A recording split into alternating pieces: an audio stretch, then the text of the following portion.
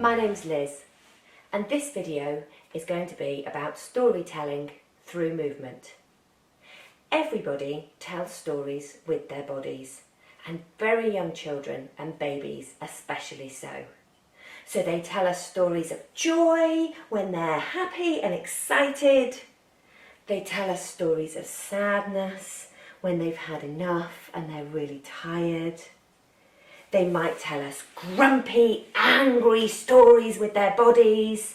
They might tell us stories of excitement and wonder with big, wide eyes.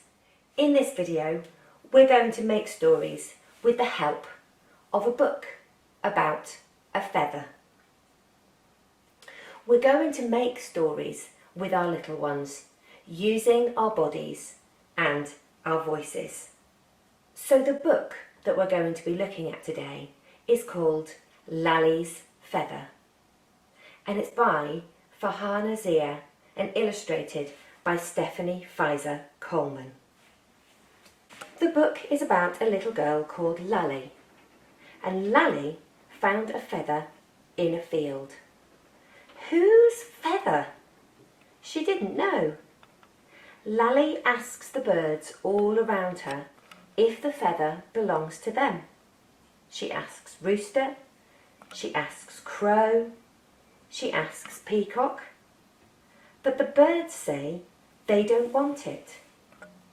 So Lali says, "Feather and I will do 100 things." So we're going to introduce our feather.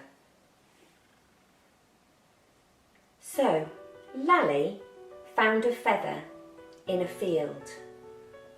And what I want you to do is I want you to see just how many different ways you can just move your feather. It might twirl, you might run it through your hands, you might stroke it on your face. And you might change the name Lali to the name of your child. So you might say, Mohammed found a feather in a field. Anna found a feather in a hat. Sophia found a feather under a box. See how many different ways you can find to introduce the story. This is our story invitation. So it might be that the feather starts behind your back, and you might say, Joseph found a feather on his head. Mariam found a feather up her mummy's jumper. So this invitation into the story is a really important part of what the adult does. The next part is creating what happens next with the feather with your child. So in the book, Lali finds the feather, and then when she can't find who the feather belongs to, she says, "Feather and I will do 100 things." Now, I've had some help from some little friends of mine, from Rhea, from Maxie and from Lucy, and they're going to show you now the ways in which they wanted to tell stories with their feather. So, your child might want to feel the feather's softness. They might want to hide and say, "Peepo." It might be a day for a sword fighting story, or a day to be really, really still. It might be a tickly, laughing kind of day, or a squashing story. It might be a spinning, jumping, flying, falling story. It might be a story about wearing your feather, or taking your feather on a journey.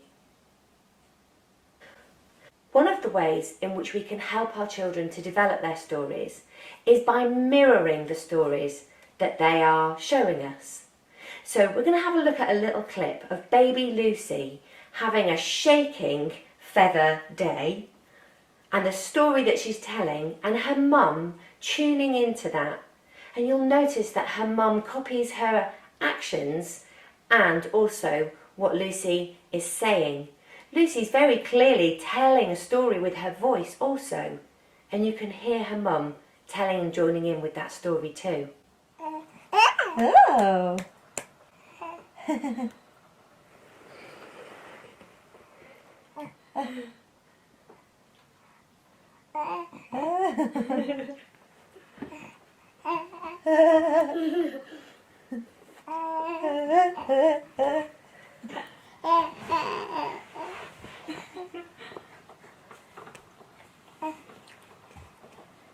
She's really looking at her mummy.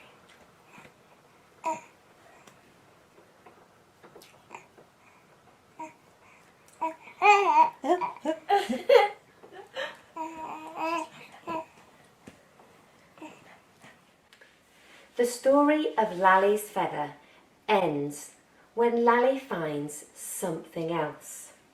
The next day, Lali found a button in the field. Whose button?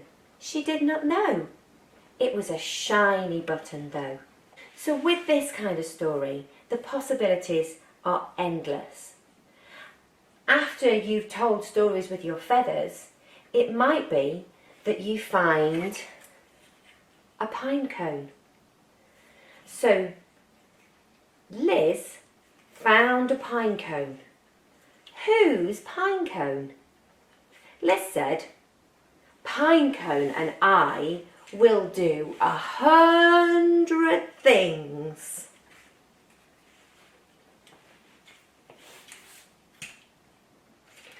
You could find a very beautiful leaf,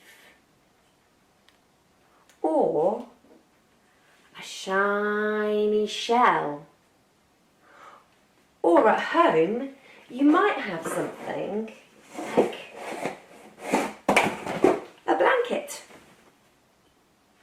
I found a blanket. Blanket and I will do 100 things.